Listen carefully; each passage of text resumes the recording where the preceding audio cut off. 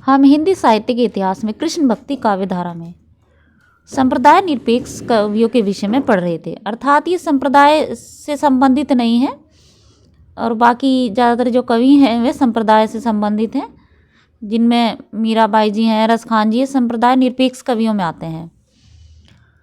तो आज हम रसखान जी के जीवन परिचय के विषय में पढ़ेंगे। ये है तो कृष्ण भक्ति काव्य धारा के ही, लेकिन संप्रदाय निरपेक्ष कवि हैं। मूल नाम है इनका सैयद इब्राहिम खान। ठीक, जन्म काल की अगर बात की जाए तो 1533 ईस्वी या 1548 ईस्वी माना जाता है। इनके जन्म काल के विषय में मतलब एक मत नहीं है, दो मिलते हैं इनके। 1533 भी मिलता है और 1548 ईस्वी भी मिलता है। ठीक है, तो दोनों में से जो भी परीक्षा में आए। जन्म स्थान पिहानी हरदोई। पिहानी हरदोई है, ये कुछ विद्वान दिल्ली भी मानते हैं।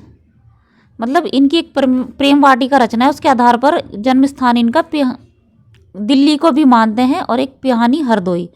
मतलब एक मत नहीं है विद्वान या साहित्यकार इनके जन्म के विषय में। मृत्युकाल भी मृत्युकाल के समय भी दो माने गए हैं, 1618 और 1628। देखिए 10 साल का अंतर है इसमें भी। तो 1618 या 1628 इनका मृत्युकाल माना जाता है। जन्म काल माना जाता है इनका 1533 से या 1548। मृत्यु स्थान की अगर बात करें तो मथुरा जिले के महावन में इनकी समाधि है। मृत्यु स्थान तो नहीं पता है इनका, लेकिन समाधि है इनकी। मथुरा जिला है, महावन में इनकी समाधि स्थापित है। गुरु का नाम है इनके विठलनाथ जी। प्रमुख रचनाएं हैं सुजान रसखान, दान लीला, अष्टयाम, प्रेम वाटिका। 1614 ईस्वी प्रेम वाटिका का समय प्राप्त होता है। ठीक है, ये इनकी प्रमुख रचनाएं हैं 4, जो अक्सर परीक्षाओं में पूछी जाती रहती हैं। रसखान रचनावली के नाम से इनकी रचनाओं का संग्रह मिलता है। प्रमुख तथ्य इनसे संबंधित: रसखान तुलसीदास के समकालीन थे। मतलब रसखान जी थे जो तुलसीदास जी के समकालीन माने जाते हैं। मूल गोसाई चरित बेनी माधव दास के अनुसार तुलसीदास ने रामचरितमानस की कथा सर्वप्रथम रसखान को सुनाई थी। मतलब मूल गोसाई चरित बेनी माधव दास जी के अनुसार तुलसीदास जी थे, उन्होंने रामचरितमानस की जो कथा थी वह सबसे पहले रसखान जी को सुनाई थी। जमुना तट पर तम वत्सार लो, रसखान नहीं जाई सुनावत भो। तो यह पंक्ति प्राप्त होती है तुलसीदास जी और रसखान जी से संबंधित। विजेंद्र स्नातक ने इन्हें स्वच्छंद काव्य धारा का प्रवर्तक कहा है। ठीक है, भारतेंदु जी ने रसखान व रहीम को संबोधित करते हुए कहा था, इन मुसलमान हरिजनन पे कोटि हिंदुवारी। यह पंक्ति अक्सर पूछी जाती रहती है कि यह पंक्ति किसने कही है और किसके लिए कही है। तो भारतेंदु जी ने रसखान जी वे रहीम को संबोधित करते हुए कही है। ठीक है, 2 गो।